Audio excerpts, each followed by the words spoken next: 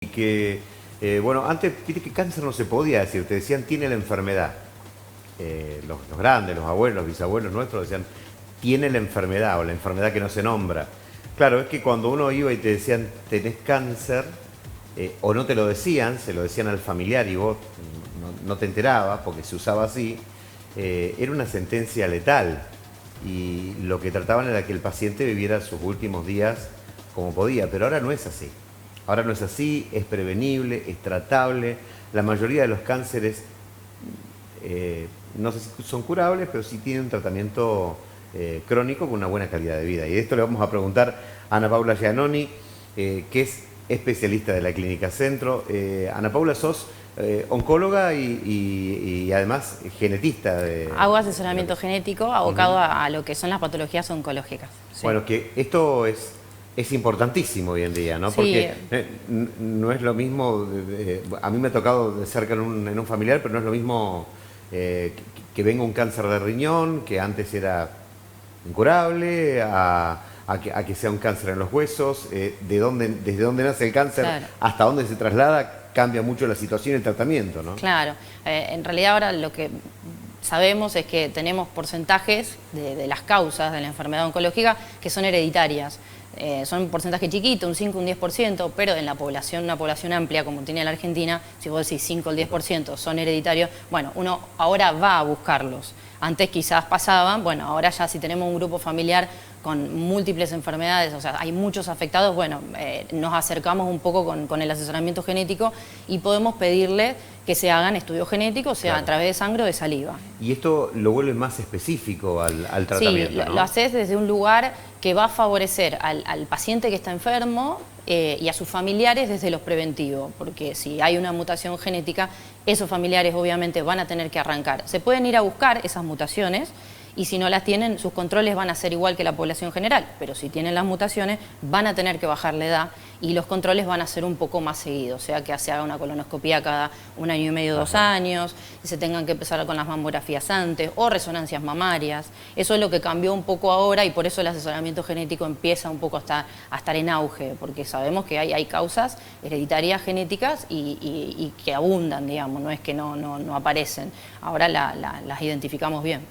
Bueno, el cáncer sigue siendo una enfermedad muy letal si no es tratada, si no sí, es tratada a tiempo, y esto es lo importante que vos me decías, los controles, el exacto, analizar todo, tenerlo bajo control. Sí, ahora se intenta hacer hincapié en esto, en lo que es preventivo, sabemos que la enfermedad oncológica tiene causa multifactorial, no es una sola, va a depender de la calidad de vida que uno lleve, se hace actividad física, la calidad de los alimentos que ingiere, por eso decimos que es multifactorial. Entonces, bueno, sobre eso uno a veces quiere hacer una primera prevención y después con los controles, o sea hombre, sea mujer, estipular qué controles lleva a partir de determinada edad. No es lo mismo para la mujer, que va a tener que arrancar antes la mamografía, ecografía mamaria, o una colonoscopía. Ahora se bajó la edad, antes empezábamos a los 50, ahora la Sociedad de Gastroenterología, empezamos a ver que había casos mucho más pronto, digamos. Y la frecuencia también de estos controles y también la frecuencia se bajó también, mucho. Exacto.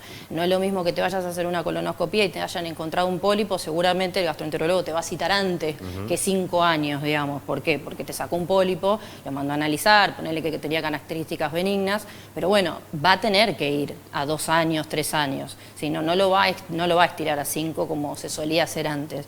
Entonces, lo que empieza a hacer ahora la oncología es esto, le pone el foco en lo que es preventivo y desde lo terapéutico con todas las líneas de tratamiento que tenemos cada vez más específicas, justamente también por lo que vamos a buscar molecularmente de cada enfermedad y genéticamente de cada enfermedad. Bien, hay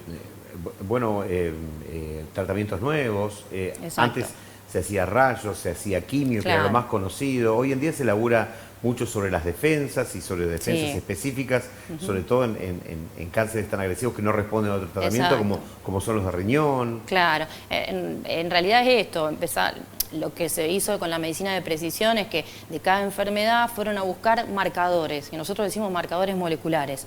Sobre esos marcadores, de acuerdo a los resultados que tengamos, nosotros le podemos dar como muchas alternativas terapéuticas distintas quizás. Podemos aplicar inmunoterapia, podemos aplicar quimio y rayos como se hacía antiguamente y se sigue haciendo hoy y lo seguimos haciendo en las primeras líneas. Pero bueno, a medida que se avanza, sabemos que testeando esto molecularmente en determinadas patologías, podemos darle la oportunidad de tener inmunoterapia, anticuerpos monoclonales. Es muy amplio, es muy vasto lo que hay. Por eso se cronifica, que la realidad es eso, que hay la sobrevida ahora es mucho más larga.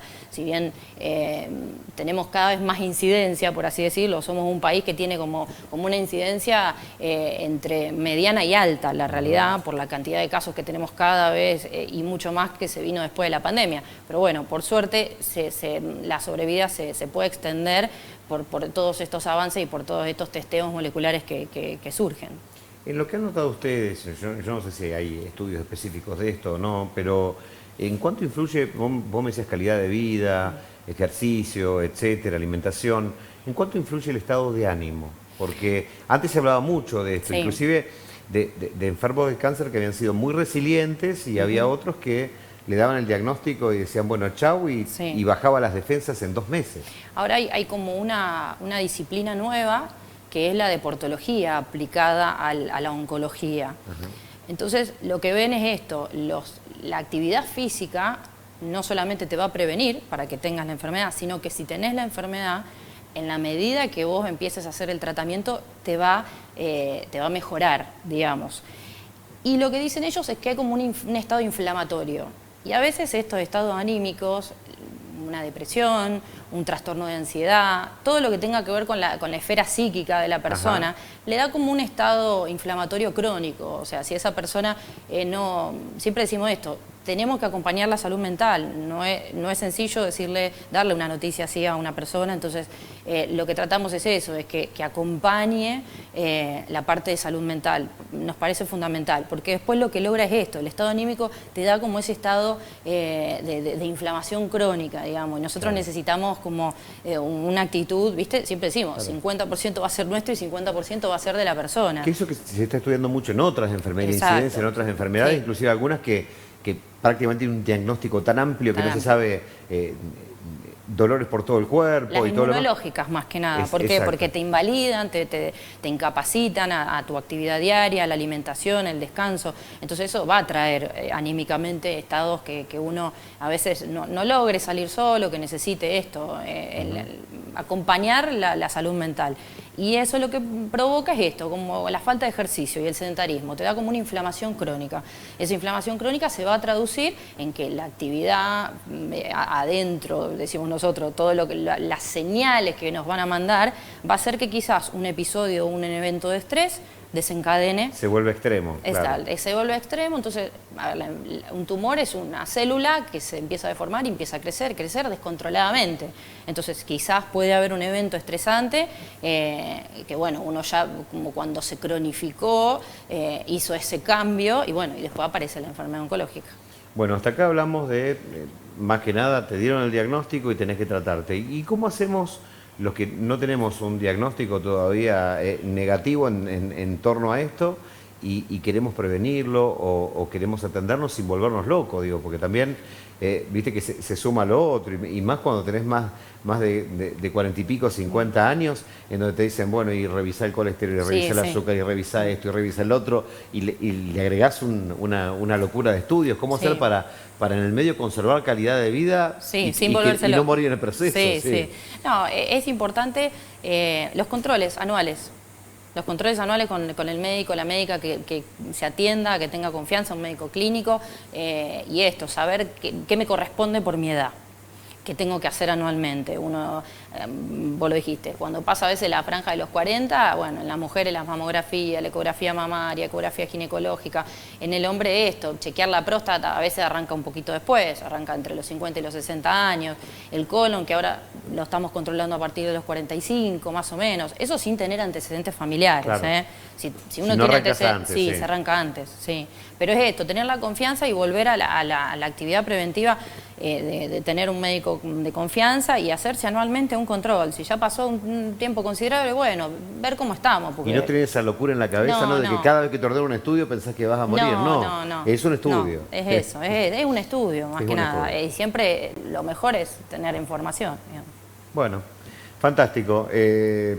Usamos los días D para esto, para prevenir, exacto. para que se hable, para que no pase de largo, no lo tengamos en cuenta. Sí. Y moverse. Sí. Muchísimas gracias. Bueno, gracias por la invitación.